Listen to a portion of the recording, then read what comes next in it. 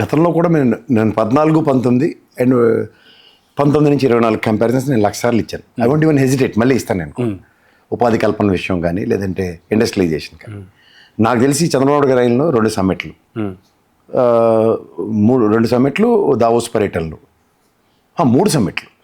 అలాగే జగన్మోహన్ రెడ్డి గారిలో ఒక సిఐఏ సమ్మిట్ అండ్ దావోస్ పర్యటన. ఈ టోటల్ ఎసెన్స్ ఎంత తెలుసా సార్? ఒప్పందాలు 33,50,000 కోట్ల ఒప్పందాలు జరిగాయి వాళ్ళ టైంలో, మొత్తం ఇద్దరు టర్మ్లో కలిపి.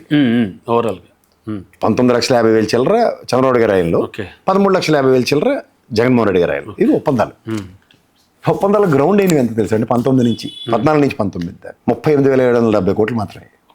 19 నుంచి 24 దాకా 1,05,000 మెటీరియలైజ్ అయినవి చెప్తున్నారు. నేను మెటీరియలైజ్ అయినా మాట్లాడతాను. ప్రాక్టికల్గా మనం ఒప్పందాలు 33,50,000 కోట్లకి రాష్ట్ర ప్రభుత్వాలు 10 ఏళ్ళ టర్న్ అవుట్ ఆఫ్ విచ్ 1,05,500 కోట్లు మాత్రమే జగన్మోహన్ రెడ్డి ఆయనలో ఒప్పందాలు. టోటల్ ఎంత అయినట్టు మనకి 1,38,000, 1,45,000 కోట్ల దగ్గర గ్రౌండ్ అయ్యేప్పటికి. 1,45,000 కోట్ల దగ్గర గ్రౌండ్ అయ్యాయి. 33,50,000లో 1,45,000 కోట్లు నేను కాక మనం మళ్ళీ దావోస్ వెళ్ళి వచ్చారు. అదైతే ఒక్క ఒప్పందం కూడా అవ్వలేదు అన్ఫార్చునేట్లీ. ఫార్చునేట్గా మనం మాట్లాడదాం. సో దీంట్లో మిగిలిన టెన్యూర్ ఎంత పట్టచ్చు అంటే అగ్రిగేట్న 33,50,000లో 10 సంవత్సరాల టెన్యూర్లో 1,45,000 మాత్రమే గ్రౌండ్ అయ్యాయి. అంటే 33,50,000 10 ఏళ్ళకి అని నేను అనుకుంటే టోటల్ 1,45,000 ఎన్నాళ్ళకి అయిందంటే 10 ఏళ్ళు అయింది. 33,50,000కి 1,45,000 గ్రౌండ్ అయితే 4 ఏళ్లలో ఎంత అవుతాయి? అంతే, అంతకు ఎంత అవుతాయి ఒకసారి ఈక్వేషన్ వేసుకోండి. 50,000 కోట్లు. ఇది బేసిక్ లెక్క. ఉపాధి కల్పన వల్ల వచ్చేది ఏంటి? ఇండస్ట్రియలైజేషన్ అయితే ఉపాధే కదా, అది కూడా మాట్లాడదాం. చంద్రబాబు నాయుడు గారి ఆయనలో ప్రైవేట్ సెక్టర్లో 38,670 మాత్రమే ఉపాధి కల్పించబడి, జగన్మోహన్ రెడ్డి ఆయనలో ఇంక్లూడింగ్ ఎంఎస్ఎంఈలతో కలిపి 38,670 ప్లస్ ఎంఎస్ఎంఈలో దగ్గర 3,50,000 మంది చంద్రబాబు గారి ఆయనలో 3,50,000 మంది ఎంఎస్ఎంఈ.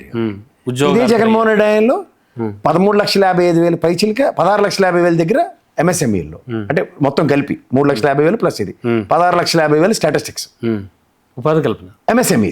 అంటే 13,50,000 ఎంఎస్ఎంఈ. ఇందాక 1,05,000 కోట్లు చెప్పాను కదా, దాంట్లోంచి వచ్చిన ఉపాధి కల్పన 3.5 లక్షలు ప్రైవేట్ సెక్టర్లో. ఇది కాక మీకు 1 స్ట్రోక్తో కంపారిజన్స్ ఉన్నాయి. ఏది 1,35,000 మంది సచివాలయ ఉద్యోగులు, 57,000 మంది ఆర్టీసీ ఉద్యోగాలు, ప్రభుత్వ ఉద్యోగాలు, లేకపోతే గవర్నమెంట్ సెక్టర్లో నర్సులు, గ్రూప్ 1, గ్రూప్ 2 ఇవన్నీ కలిపి 2,42,000 ఉద్యోగాలు జగన్మోహన్ రెడ్డి ఆయనలో ఎక్స్చెక్కర్ నుంచి జీతాలు వెళ్ళే కార్యక్రమం. ప్రజలు గమనిస్తున్నారు, గమనించిపోతాయి. స్టాటిస్టిక్స్ నేను మీరు కాదనలేము కదా. రామోజీ గారు లాస్ట్ దాకా ఒక్క పెట్టుకుని లాస్ట్కి ఎలక్షన్కి 10 రోజుల ముందు రాశాడు కదా, ఒక స్ట్రోక్తో 1,27,000 మంది ఉద్యోగాలు కల్పించబడ్డాయని. ఏమాడదాం దీని మీద మాట్లాడదాం మాట్లాడదాం. సో అలాగా మీరు ఇండస్ట్రియలైజేషన్ విషయంలో కంపారిజన్స్ ఎక్కడికెక్కడ ఉన్నప్పుడు మీరు ఎవరితో కంపేర్ చేస్తున్నారు? చంద్రన్న బీమా పథకం కొన్ని ఉంటాయి, చంద్రన్న కానుక, ఇవి కదా. ఒక ముఖ్యమంత్రి జగనన్న ఇల్లు, జగనన్న తోఫా, ఏదో ఇలాంటి పేర్లు. ఈ లోకేష్ ఎవరండి మధ్యలో? నిన్న మీకు ఒక క్యాబినెట్ మీటింగ్లో ఒక మెచ్చుకోలుతనం జరిగింది లోకేష్ గారిని. ఏదో 3,000 ఇళ్ల పట్టాలు ఏవో ఇచ్చాడట ఆయన. లోకేష్ పథకం కింద దాన్ని అభివర్ణిస్తున్నారు. How it is? నాకు తెలిసి నియోజకవర్గ ఎమ్మెల్యేలు ఉంటారు, లేదా నియోజకవర్గ మిగిలిన క్యాబినెట్ మంత్రులు ఉంటారు. అచ్చెన్నాయుడు గారి పథకం, లేదా మా ఎవరండి ఇంకో ఆయన పేరేటి 4 మినిస్టర్ల పేర్లు, వాళ్ళ పేర్ల మీద వాళ్ళ పథకాలని చెప్పుకోవడం ఎక్కడైనా ఉంటుందా? Why is getting that sort of liberty, excuses, consideration by the respective governments?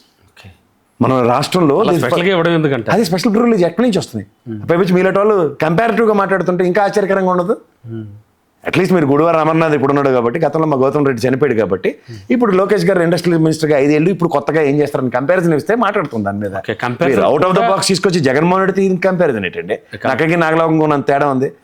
మీరు చంద్రబాబు గారితో కంపేర్ చేయడానికి 10 సార్లు ఆలోచించాలి. ఎందుకంటే చంద్రబాబు గారు ఇస్ టాల్ పర్సనాలిటీ, 40 సంవత్సరాల రాజకీయ అనుభవం ఉద్దండు మన రాష్ట్రంలో. ఆయన ఇండస్ట్రియలైజేషన్లో సమైక్య రాష్ట్రం నుంచి మొదలెట్టుకుని వస్తే ఆయనకే జగన్మోహన్ రెడ్డితో కొన్ని విషయాలు కంపేర్ చేయలేమని మాట్లాడుతుంది దగ్గర. What is this? ఒక ముఖ్యమంత్రికి కంపారిజన్ ఇవ్వడం కానీ, అంటే లోకేష్ కంపారిజన్ కూడా పనికిరాడు. నేను పనికిరాడని మాట్లాడడం కదా, కంపారిజన్ అసలు what capacity, what base you're arguing and comparing with Jaganmohan Reddy? అంటే ఉదాహరణకి ఇండస్ట్రియలైజేషన్ జరిగింది అంటే లోకేష్ గారు ఒక industrial minister, IT sector minister, education minister. Compare చేద్దాం ఎవరితోనూ? గుడివాడ అమర్నాథ్, నాటి గౌతమ్ రెడ్డి, వీళ్ళిద్దరే కదా గత ప్రభుత్వంలో ఉన్నవాళ్ళు. ఒక అతను దివంగత నేత, ఇంకొతను. ఎంత కంపేర్ చేద్దామండి? అంతే తప్ప జగన్మోహన్ రెడ్డి గారితో లోకేష్ గారిని కంపేర్ చేయకూడదు. అవసరమే లే అసలు. That is not a debatable topic at all. అంతే. No way. ఫస్ట్ థింగ్, ఇది చంద్రబాబు నాయుడు గారితో చేయడం కూడా నేను ఎంతవరకు చెప్తానంటే, సమైక్య రాష్ట్రంలో ఏర్పడిన తర్వాత కంపారిజన్స్ వేసెస్ దానికన్నా ముందు చంద్రబాబు నాయుడు గారి లెగసీ ఈస్ టోటలీ డిఫరెంట్ కదా. ఇప్పుడు రేపు పొద్దున్న ఒక ఓవర్ పీరియడ్ ఆఫ్ టైం చరిత్రలో ఒక జగన్మోహన్ రెడ్డి 10 ఏళ్ళు, ఇంకో 10 ఏళ్ళు పరిపాలించి, లేదా 15 ఏళ్ళు పరిపాలించి 15 సంవత్సరాలు పరిపాలించిన ఏకైక ముఖ్యమంత్రులు చంద్రబాబు నాయుడు గారు లేదా జగన్మోహన్ రెడ్డి ఆంధ్ర రాష్ట్ర చరిత్రలో ఈ విధంగా ఇండస్ట్రియలైజేషన్ జరిగింది. కంపారిజన్ అంటే అది మాట్లాడితే ఎవరైనా అర్థం ఉంటుంది. ఎవరో చిన్నపిల్లలను తీసుకొచ్చి వీళ్ళతో ఆయన్ని కంపేర్ చేసి, ఆయన్ని వయసుతో చంద్రబాబు గారి వయసుని కంపేర్ చేసి, ఇది అన్నెసరీ టాపిక్ అంట. పోనీ ఇండస్ట్రియలైజేషన్ అయిపోయి ఆఫ్టర్ 4 years అయినా కంపేర్ చేయొచ్చా? ఎందుకు చేస్తారు? మళ్ళీ మాకు అక్కడ గుడివాడ అమర్నాథ్తోనే కంపేర్ చేయాలి, బతికున్నాడు కాబట్టి. అంతే. మామూలు అంతే. ఇప్పుడు రేపు పొద్దున్న ఈ షఫలింగ్లో రేపు పొద్దున్న లోకేష్ గారు ముఖ్యమంత్రి అయ్యాడు అనుకోండి, చంద్రబాబు నాయుడు గారు, రామారావు గారు ఉన్నప్పుడు చంద్రబాబు నాయుడు గారు అవగాలింది, చంద్రబాబు నాయుడు గారు ఉంటుండగా లోకేష్ అవడం నాకైతే వింత కాదు.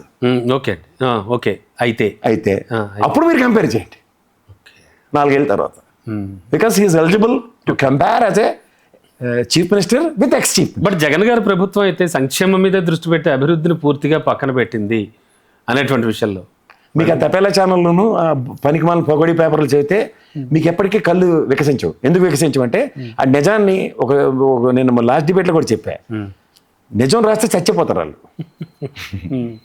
నేను చెప్తుంది అదే సార్. 10 ఫిష్ ల్యాండింగ్ సెంటర్లు కనబడవు, నెక్స్ట్ 10 ఫిషింగ్ హార్బర్లు కనబడవు, 3 పోర్ట్లు, ఒక ప్రైవేట్ పోర్టు కడుతుంది ఏ స్టేజ్ల దాకా దాన్ని డెవలప్మెంట్ అంటే కనబడదు, ఆర్బీకే సెంటర్లు కనబడవు, సచివాలయాలు కనబడవు, అండ్ విలేజ్ క్లినిక్లు కనబడవు, నాడు నేడు స్కూల్ డెవలప్మెంట్లు కనబడవు. అంటే అలాంటి వీళ్ళు ఏం లేవా వీళ్ళకి చెప్పుకోవడానికి? చెప్పమనండి ఒకసారి. ఇప్పుడు ఈ సంవత్సరంలో చెప్పనండి. అట్లీస్ట్ 4 ఏళ్ళ సంగతి అయితే, లాస్ట్ 5 ఏళ్ళు అయితే ఇంకా భయంకరంగా చెప్తాను సార్. ఒకటి గుర్తుంచుకోండి, అదర్ దాన్ వాళ్ళు కట్టినవి ఏంటంటే సచివాలయం, నెక్స్ట్ వాళ్ళు కట్టినవి ఫస్ట్లో కాబట్టి అసెంబ్లీ భవనం కట్టారు, ఇంకోటి హైకోర్టు భవనం కట్టారు. అవి కూడా వాళ్ళు క్లెయిమ్ చేసుకోలేరు ఈ శాశ్వత భవనాలని. అవును, శాశ్వత భవనాలు కాదుగా, తాత్కాలిక నిర్మాణాలు ఇవన్నీ. అవే మిగులుతాయి లాస్ట్కి అక్కడ. సో కంపారిజన్ అనేది వద్దంటారు, పనికిరాదంటారు, నాట్ ఎలిజిబుల్ అంటారు. Right sir, thank you.